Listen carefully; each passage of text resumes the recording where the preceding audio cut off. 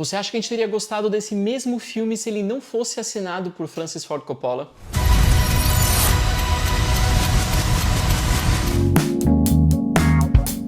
Oi, eu sou Bruno Carmelo, hoje eu venho falar sobre o filme Megalópolis, dirigido pelo Francis Ford Coppola. Mas antes, segue o canal do Me Amargo aqui em cima e ative as notificações para não perder nenhum vídeo novo. A trama se concentra entre os representantes de dois ideais opostos de política. O primeiro é o Franklin Cícero, interpretado pelo Giancarlo Esposito, que representa um ideal mais tradicional de política. Ele é um prefeito que pensa em fornecer saúde, educação, segurança aos cidadãos. Já o outro é o César Catilina, interpretado pelo Adam Driver, que é um jovem tecnocrata muito rico e visionário que pensa em criar Megalópolis, essa cidade erguida com um material que não pereceria jamais, o Megalon. Obviamente, a gente foge de uma realidade para comentar melhor os Estados Unidos contemporâneos. A narração inicial, com voz do Lawrence Fishburne, já nos indica que os Estados Unidos contemporâneos podem ser vistos como a Roma antiga. Esse é o tipo de filme que nos lança alguma metáfora, mas explica depois, que dispara perguntas e responde logo em seguida. Por exemplo, ele indaga quando os impérios morrem e responde quando as pessoas deixam de acreditar nele. Mas Megalópolis vem com esse subtítulo Uma Fábula. E sim, ele tem alguns elementos fabulares, por exemplo, tem essa imagem que abre e fecha em íris, sabe aquele círculo preto que abre e fecha na imagem? Além, claro, de uma moral da história que a gente vai abordar mais pra frente. Mas parece que essa autodenominação de fábula também serve para atenuar um pouco o caráter um tanto sisudo e prepotente do projeto como um todo, que é repleto de diálogos super difíceis. O filme é muito verborrágico, cheio de falas antinaturalistas entregues especialmente ao personagem do Adam Driver. Então, ao denominar esse filme como uma fábula, é como se o Coppola estivesse dizendo para as pessoas que o filme é um pouco mais acessível, mais palatável ao público médio.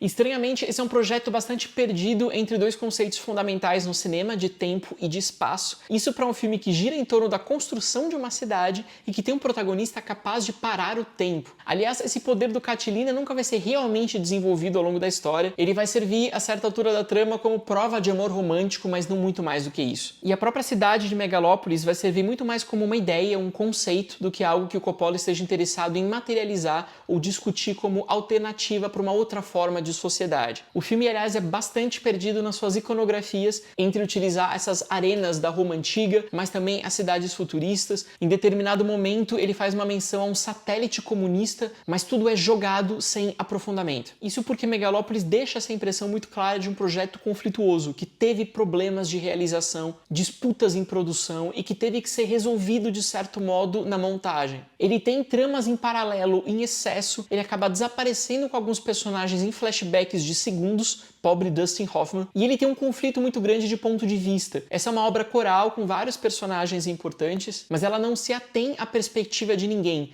É óbvio que o Catilina é o protagonista aqui, mas a gente não vê o mundo pelos olhos dele, a gente não sabe exatamente o que ele está pensando nem o que ele pretende até que ele o faça. Nesse sentido, o Coppola hesita entre enxergar esse personagem como alguém que ele defenda muito, um grande visionário para revolucionar o mundo, ou apenas um tecnocrata bilionário e mimado num modelo muito próximo, por exemplo, de um Elon Musk. Aliás, esse filme tenta disfarçar uma narrativa muito tradicional que vai propor o amor de uma mulher para unir dois homens inimigos ou o nascimento de novos bebês como alternativa de futuro, com uma série de enfeites, de penduricalhos, especialmente de pós-produção. Existe uma sequência com o Catilina se agitando ali, multicolorida, e a gente pode pensar, opa, o filme vai se tornar mais experimental, alguns recursos lynchianos aparecem ali, mas nada disso se aprofunda a seguir. O Coppola chega a dividir a tela em 3 partes, que é um recurso muito comum da videoarte, por exemplo, quando as imagens conflitam ou dialogam entre si, mas isso também não vai ser aproveitado em Megalópolis. A certa altura, durante a exibição na Cinemateca Brasileira, um ator subiu aos palcos e começou a dialogar com a tela, ele estava caracterizado de repórter e ele começou a entrevistar o Catilina. Isso é obviamente muito exótico, muito curioso, mas também não teve impacto nenhum no resto do filme. Seja a maquete mágica do personagem ou a discussão sobre um edifício em construção, tudo isso parece muito mais gadgets ou brincadeiras utilizados para disfarçar o espectador de uma narrativa bastante fraca. Mas é engraçado que falte a Megalópolis um tanto de materialidade, isso para um filme que está falando sobre construções e cidades. Esse é um projeto muito virtual, ele parece ter sido quase inteiro realizado na frente de uma tela verde, onde se projetaram esses horizontes, esses cenários que não parecem verossímeis em momento nenhum. E aí o Coppola poderia ter explorado o nosso mundo excessivamente virtual. O Giazanke, em Levados pelas Marés, acaba de fazer isso, mas ele prefere interpretar como se a gente estivesse falando de um mundo palpável, possível.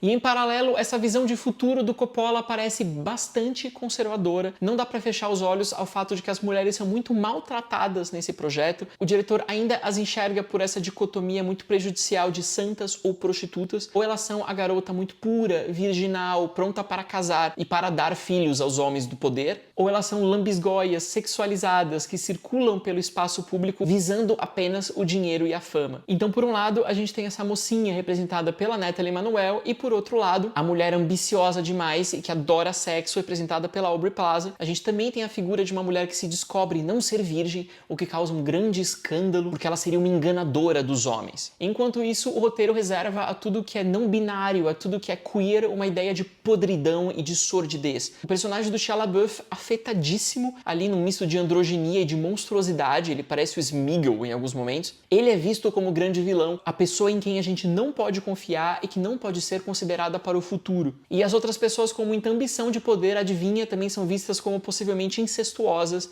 essa ideia de irmãos transando entre si. Mas tudo bem, porque no final tudo será salvo, a gente terá a mocinha permitindo unir dois lados opostos da política e oferecendo um bebê que será filmado em plano próximo como o futuro da humanidade. Esse é um final muito conservador, tradicional, mas apropriado para as telenovelas ou para os dramas religiosos. Aliás, Megalópolis sempre confunde a ideia de uma filosofia política com algo muito mais moral e, portanto, muito mais próximo da autoajuda. Se esteticamente esses cenários digitais e essas figuras muito kitsch nos levam aos filmes de young adult que a gente teve recentemente, como Jogos Vorazes e Divergente, aliás, se aparecesse uma Katniss Everdeen ou uma Tris Pryor ali no meio, elas integrariam perfeitamente os cenários. Por outro lado, em termos de discurso, a gente está muito mais próximo dessa literatura de autoajuda que vai pregar o retorno ao amor romântico e os valores da família patriarcal. A gente está muito mais perto, por exemplo, de um vendedor de sonhos do Augusto Cury do que de uma crônica política palpável. E isso talvez venha do fato de que o projeto de Megalópolis existe há muito tempo e não parece ter sido atualizado ou modernizado pra gente pensar na sociedade e no cinema de 2024. Ah, Bruno, mas é um filme do Coppola, o diretor de Poderoso Chefão, diretor de Apocalipse Sinal, logo é bom, certo? Aí reside o problema. Muitas pessoas têm de fato adorado Megalópolis e é ótimo que elas tenham tido uma boa experiência na sala de cinema. Mas a gente também sabe que muitas delas só amam o filme porque ele é um Coppola, ele é o novo exemplar dessa grife muito conceituada, muito chique dentro da cinefilia, de nome Coppola. E sim, tem outras pessoas que também só estão detestando por ser Coppola, por ser um homem que pode tirar 100 milhões de dólares do próprio bolso para financiar um projeto um tanto vaidoso, que aparentemente não tratou muito bem seus artistas e funcionários ao longo do filme, tiveram várias publicações e notícias a respeito, mas amar o filme porque ele é um Coppola ou detestar o filme porque ele é um Coppola são dois lados da mesma moeda de um argumento que é muito problemático.